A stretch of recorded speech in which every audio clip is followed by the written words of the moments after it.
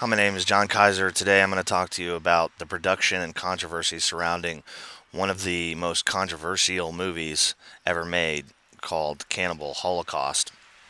It's not just a horror movie, it was an exploitation fake documentary, a lot of which you see nowadays. The first of which is the Blair Witch Project, which is considered to be kind of the forerunner of the found footage horror genre, but in fact, Cannibal Holocaust succeeded that by a good couple of decades. That's going to be a problem for the producers of the Blair Witch and for anybody else. It was released in 1980, and that was on the heels of a lot of other Italian horror movies by people like Dario Argento, who did a lot of surrealist kind of things, not really rooted in reality. Cannibal Holocaust was a movie that was completely rooted in reality, and as you're going to see, there's a lot of things that it had to pay for because of that fact.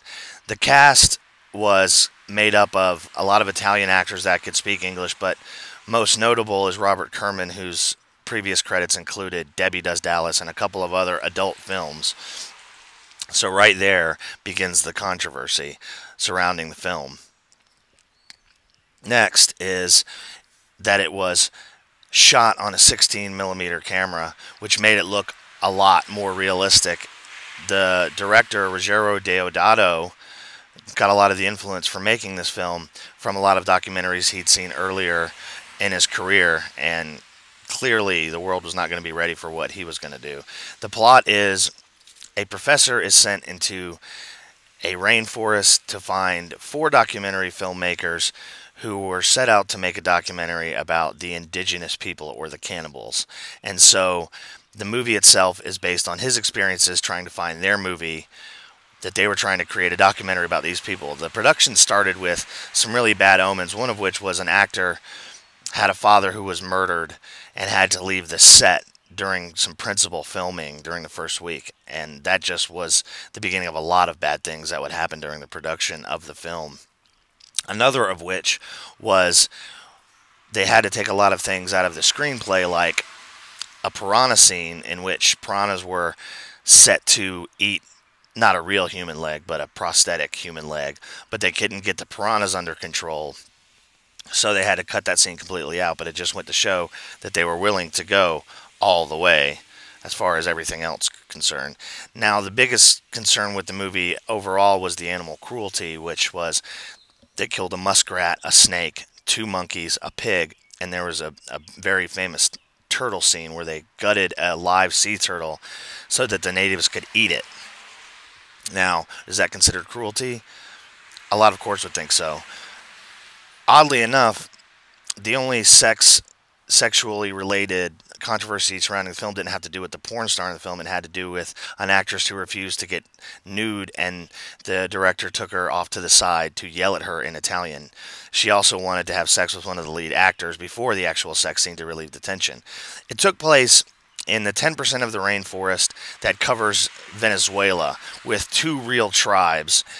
So the realism extends into the actual cast and setting of the film itself. The problem was that the director was accused of racism because the Yanomamo and Shamatari tribes were real tribes, but the movie had them feuding against each other, which they weren't in real life, and had them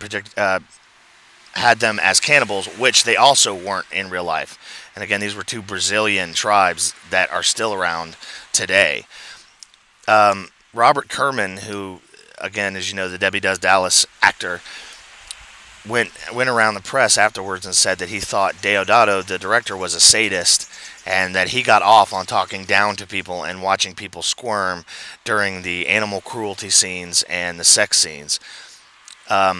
This ended up being accused of a snuff film. In Venezuela, it was pretty big for snuff films back then, but the director of Cannibal Holocaust had to go to court and prove that the actors were still alive, and he had to prove that the famous impalement scene was actually completely makeup.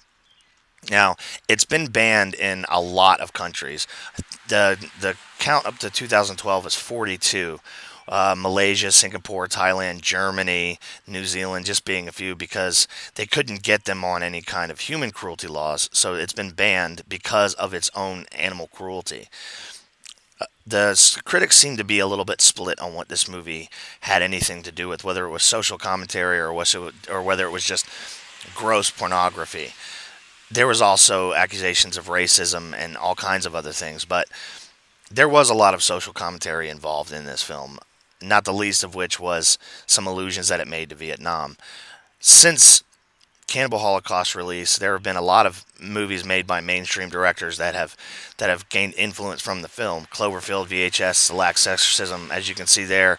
These are all found footage horror movies which have become really popular, especially on Netflix. Not straight to DVD anymore, straight to Netflix, found footage horror films. My own personal interpretation of a lot of the things that happened in Cannibal Holocaust have to do with Vietnam. It was 1980, so we'd just gotten out of Vietnam. There was a village burning scene in the movie Cannibal Holocaust, which made me look at the entire movie differently. Westerners coming into a quote-unquote third world country. There have been a lot of unofficial sequels to come out, and this was common practice in Italian, German, and Japanese films back then. They would attach a 2 to the end of the name of a successful movie so that they could gain the success that that movie gained, but none of them were related to the first one. Eli Roth is also making a follow-up called The Green Inferno. Whether or not Cannibal Holocaust is an effective film or not remains to be seen over the next few decades, but it's not just torture porn. There's a lot to be gleaned from this film besides the controversy and the violence. Thank you very much.